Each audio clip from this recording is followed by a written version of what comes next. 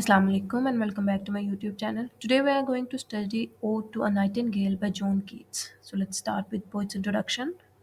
John Keats from 1795 to 1821 was an English romantic poet, renowned for his vivid imagery, sensuous language, and exploration of beauty, nature, and human emotions.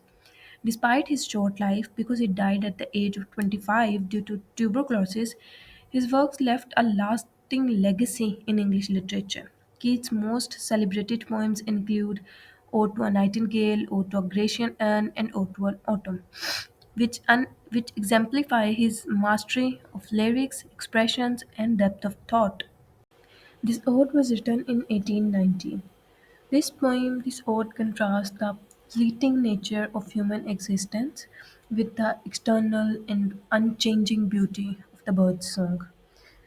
Okay, this poem captures the poet's emotional journey as he listens to a nightingale's song, and that nightingale's song transports him to from the pain and the harshness of the reality to a dreamlike realm of imagination, and then his ultimate return. So that's a journey described in this poem. Ode to a Nightingale.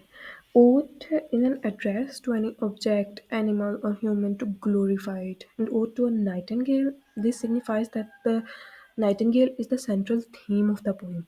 And poet meditates on the nightingale throughout the poem as an eternal beauty and immortality. And the poet tributes to the nightingale as the timeless inspiration.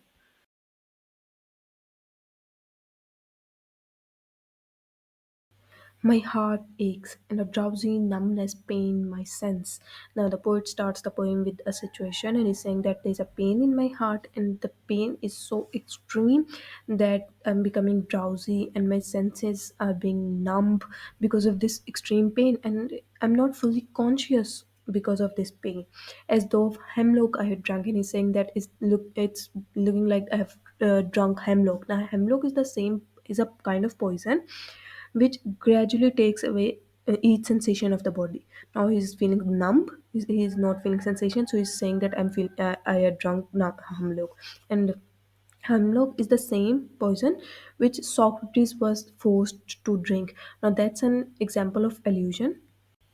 Allusion is a literary technique where an author indirectly refers a well-known person, place, even idea, work, art, relying on the audience prior knowledge.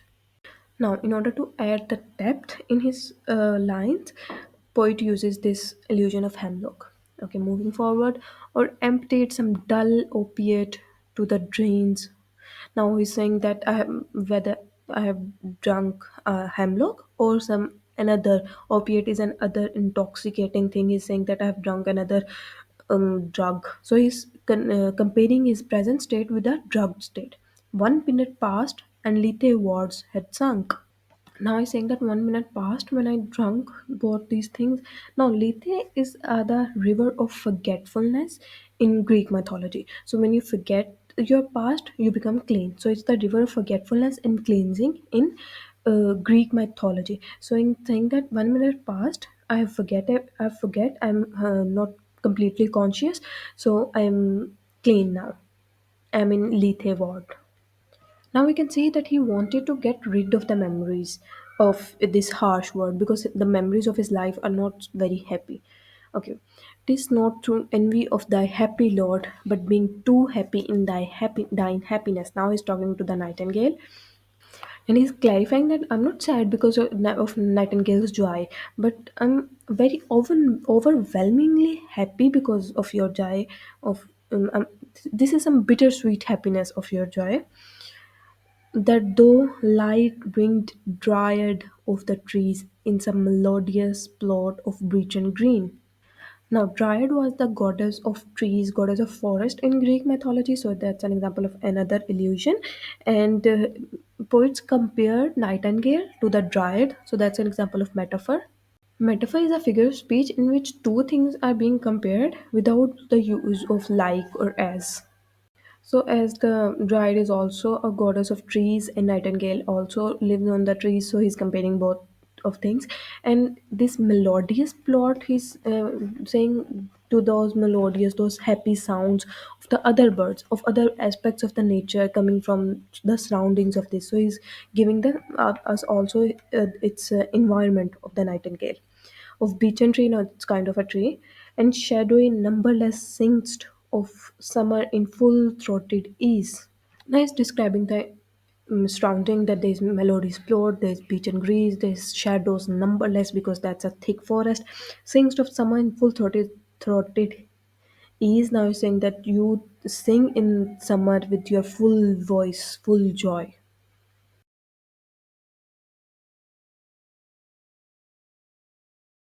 Oh, for a draught of vintage. Now, draught is a drop, and vintage is a pure grapes wine. Now he's longing for a drop of vintage, drop of a wine. Why? To escape from the situation, because we know that wine help us to forget everything. First he wanted to have that Lethe river to forget everything. Now he wants wine to forget everything that has been cooled. Now he's describing the qualities of the wine that he wants, that had been cooled long ago in the deep delve earth. That wine must have been cooled in the earth, tasting of flora. Now flora is also the goddess of all the flowers of the earth in the Greek mythology. So that wine also have the taste of all the flowers in the earth, and the country green, all the greenery of the earth. Dance and Provençal song. Provençal is the city of France, which is very famous for its song. And the sunburnt myth, the happiness of the sunrise. So he wants all of this in his wine. Why? Because he misses all these warmth of joys that everybody experience in their lives, which he could not be able to experience. Okay. Oh, for a beaker full of the warm south. Now this south is another wine, and he's saying that I want not a draught of wine, not a drop of wine. Now I want full beaker, full jug of a wine. Okay, with all these qualities, full of the truth, the blushful hypocrite. Now these all qualities of the wine, we can say, are the best example of the imagery. Imagery is a literary device that uses descriptive language to create vivid sensory experience for the readers. It appeals the five senses and create image in front of our eyes. Full of the true, the blushful Hippocrene. Now, Hippocrene is a spring or the well at the Mount Helicon, which is also a Greek mythological myth that there's a well at Mount Helicon from where the muses drink and get inspirations. So he's saying that from this description of the wine is more powerful than that Hippocrene water, with beaded bubbles winking at the brim and purple stained mouth. Now is describing that, and there's bubbles who are winking. Now that's an example of personification. Personification is a literary device where human qualities, traits, or actions are attributed to non-human entities such as animals, objects, ideas. Here Keats is saying that bubbles are winking, so that's an example of personification. So he's describing that wine, that it has bubbling face and also staining effect of the wine on the lips of those who drink. That I might drink and leave the world unseen, and with thee fade away into the forest dim. Now, D here is the nightingale, and he's saying that I want to drink that wine because as a human, it's not possible to forget all the harshness of the life. Okay, so I want to forget with some eternal effect to forget everything, and it's highlighting his desire to escape the pain, his desire to escape his memories of the life. Okay, it's not negative because he's not an escapist. It's his love for nightingale that he want to join the nightingale's journey in the forest dim, that he want to escape his own life.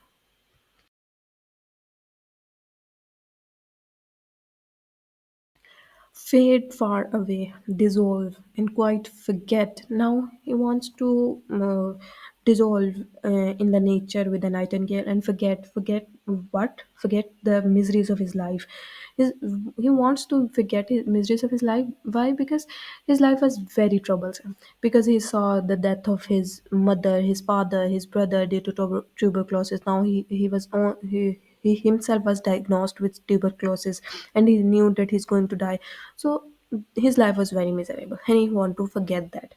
With though among the leaves has never known. Now he's saying that you don't know about the harshness of the life that a human no human have to pass through. Now he's going to list the miseries, the weariness, the fever, the fret here, where men sit and hear each other groan, where palsy shake a few sad, last grey hairs, where youth grow pale and spectre thin and dies. Now is describing the physical and emotional suffering of human life, this exhaustion, illness, constant anxiety, inevitability of aging and death. In this line, where youth grows pale and spectre thin and die, that's an allusion to his brother because he saw him ill and wither, decay with time, and then die eventually. Where but to think is to be full of sorrow.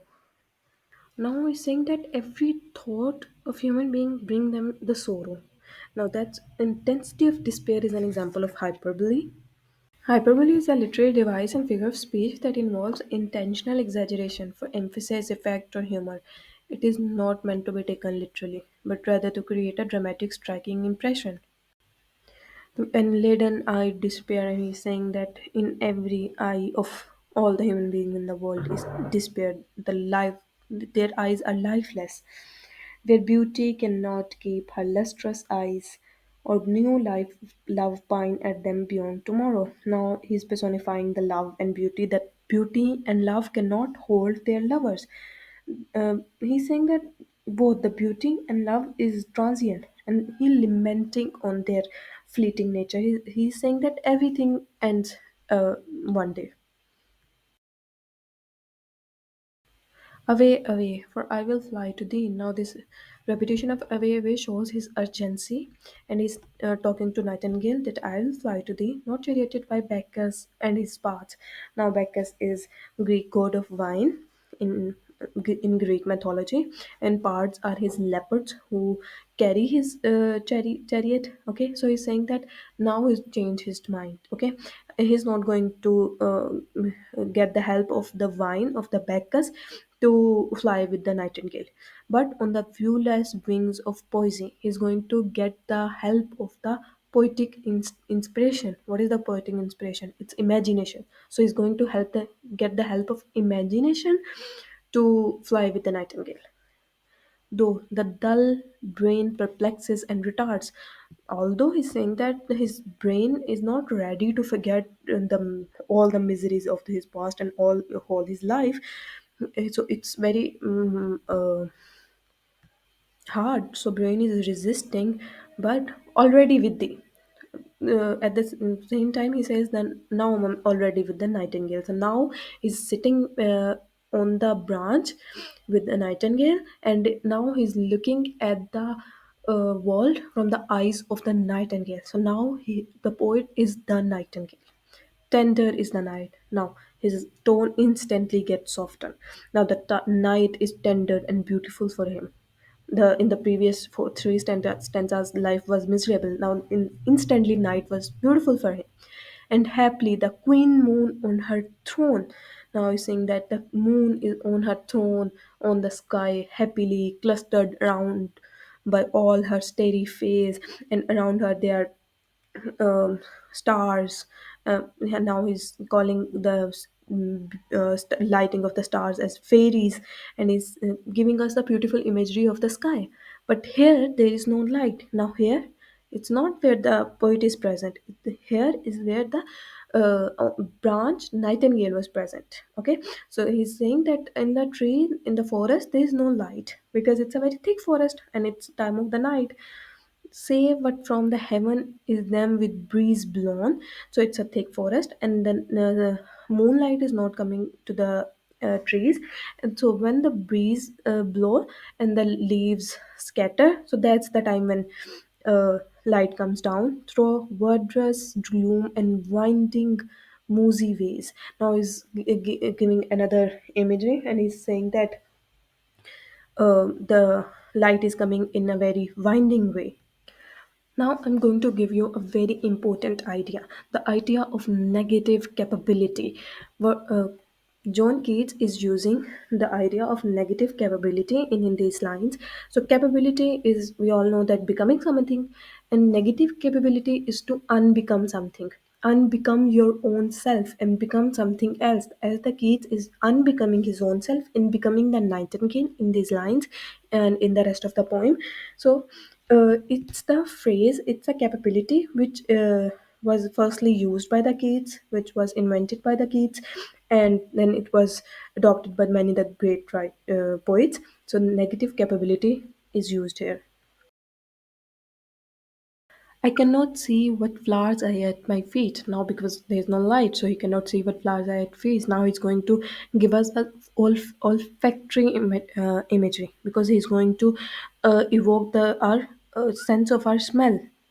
Nor with what soft incense hang upon the boughs, as is saying that I'm going to guess the senses on the hang upon the branches around me.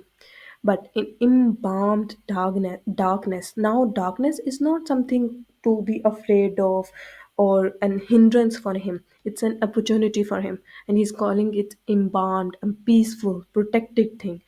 Guess each sweet wherewith the seasonable month indoors. This darkness, embalmed darkness, is also an example of metaphor because it's saying that it's a very soothing darkness. He's comparing darkness with something peaceful, so that's an example of metaphor. This seasonable month is summer, and he's saying that the summer has gifted. Now he's going to name the trees, the grass, the thickest, and the fruit tree wild, and these are the things which the summer gifted with the white hawthorn and the pastoral eglantine, fast fading violet, covered up in the leaves with these flowers. Summer gifted these grass thickest and fruit tree wild with these flowers, and the mid May's eldest child. Now is the climax. Now is the best of all the flowers. The coming musk grows, full of dewy wine. The best of flowers of the summer. The musk rose, which is full of life, full of wine of life.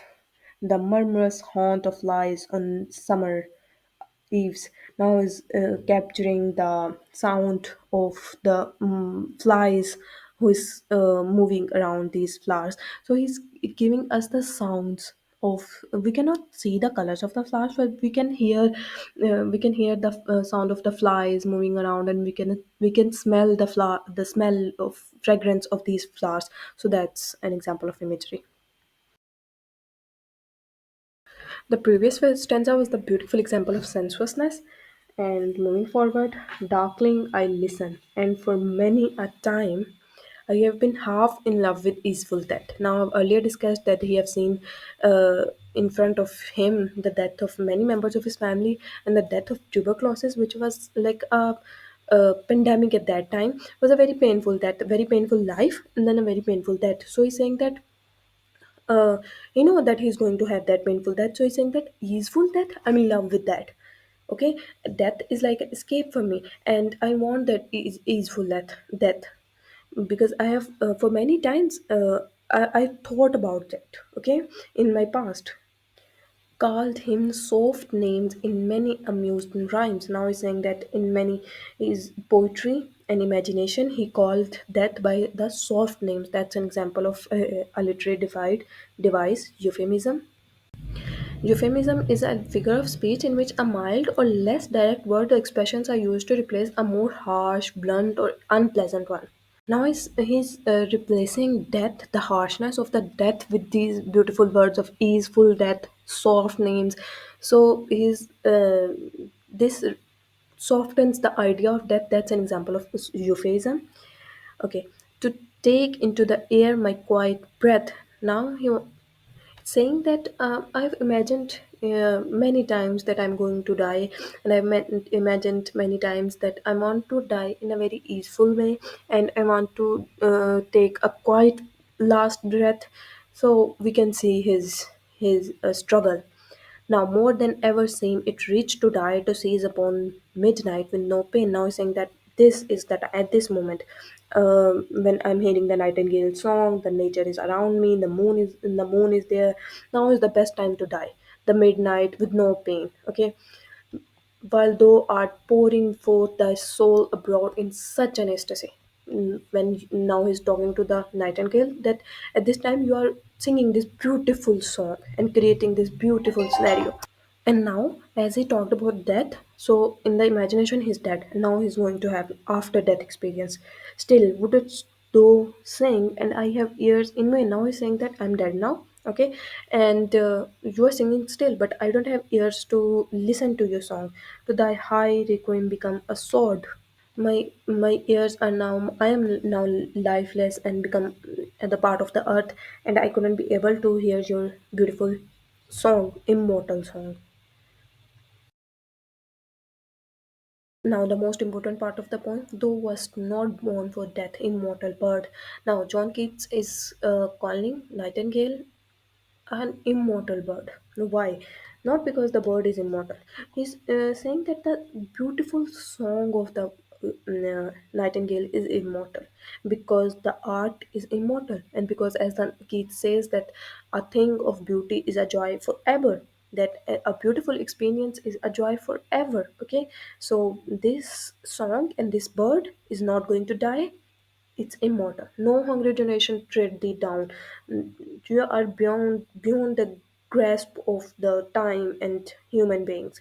The voice I hear this passing night was heard in ancient days by emperor and clown. Now he's giving us, now he's taking us to an ancient world, and he's saying that the voice I'm listening right now was also listened by the emperors at ancient times. Now, emperors is the top of the social hierarchy, and clowns are the bottom of the social hierarchy. So he's saying that it was heard by the whole social hierarchies of ancient times. So now he's going to take us to the biblical world, and perhaps the self same song that found a path through the sad heart of Ruth. Now, self same song that he's saying that the exactly same song was found its part to the Ruth. Now, Ruth is another example of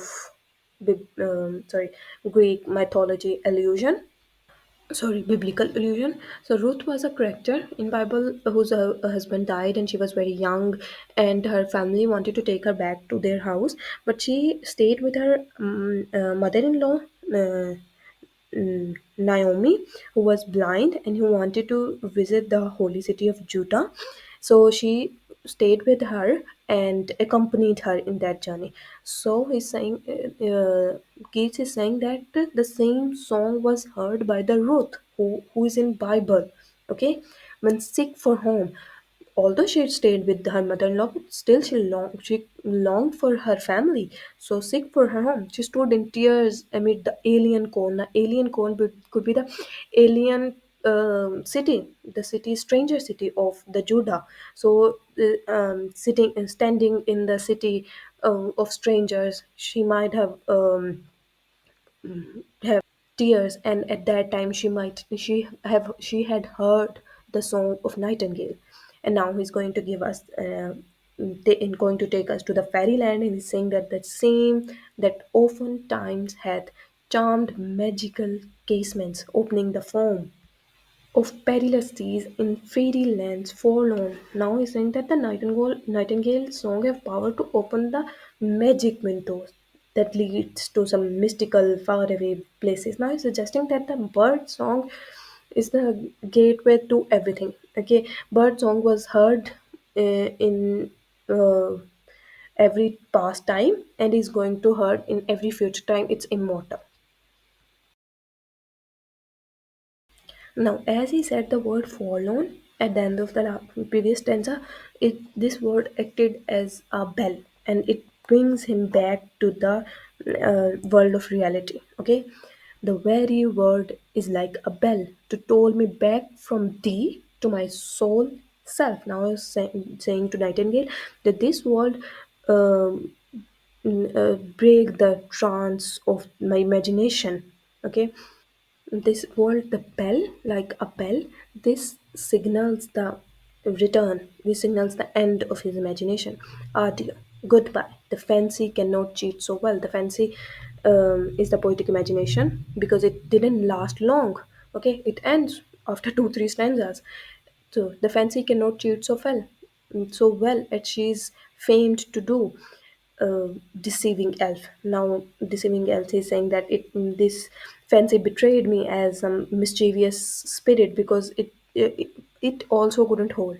As if earlier he said that wine could help me to forget and wine could help me to join Nightingale, and then he said that now no, poetic imagination could help me to join Nightingale, and now he's saying that even the poetic imagination didn't help me to join the Nightingale.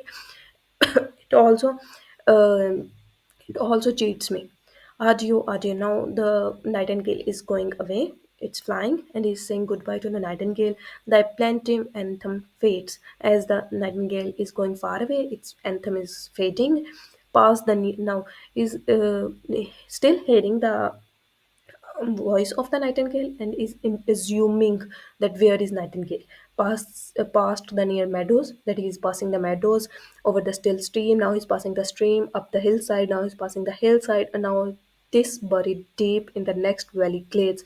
Now the voice of the nightingale is buried deep in the next valley, so the voice fades because the nightingale is very far away. Okay, now these last line is are very important.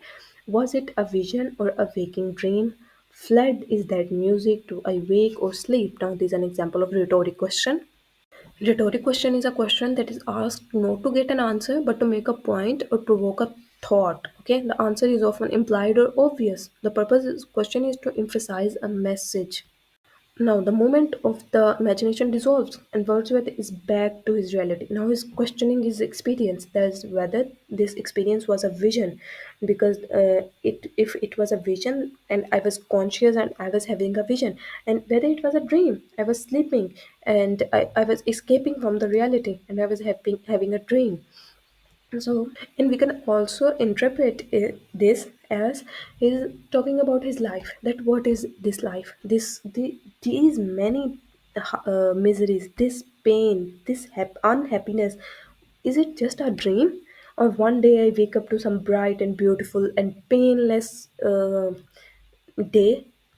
And these questions are unanswered. So he wants the readers to interpret them as they want to and answer them as they want to. These are the themes of the poem: mortality and transience. Mortality of the human being and transience of the beauty and love, as we have discussed in the poem. Hellenism. Hellenism is way of writing a poem in which the poet uses number of Greek allusions. So I've discussed all the Greek allusions with you, which Keats described in the poem. That's Hellenism. Sensuousness is evoking the senses, that which I have discussed, the imageries, the visual images, the olfactory images. All the images are examples of sensuousness, imagination, and escape. I've discussed it in the poem. Eternal beauty and art, as the song of the nightingale is eternal beauty because it's an art and it's eternal and it's immortal. Reality versus illusion. If you have any question regarding the explanation, you can ask in the comments below. Please like and share the video and subscribe my channel. Also press the bell icon to get the notification of the next video.